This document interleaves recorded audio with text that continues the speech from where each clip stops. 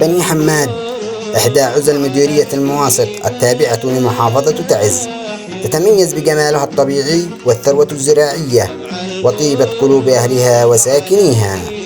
ضباب بني حماد الكنز الطبيعي الساحر، ففي موسم الأمطار تكسو الخضرة جبالها وتسيل المياه على وديانها لتصبح واحة الغناء آسرة الناظرين.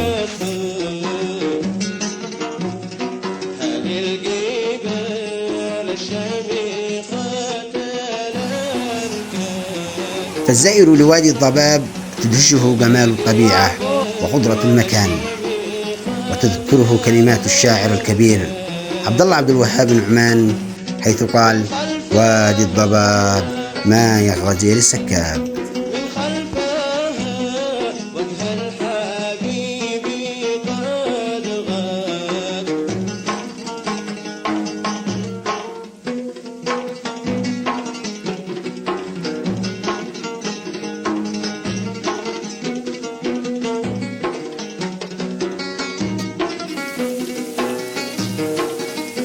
قضينا رحلة رائعة في هذا الوادي، وعند الغروب هاجمتنا الأمطار من كل مكان.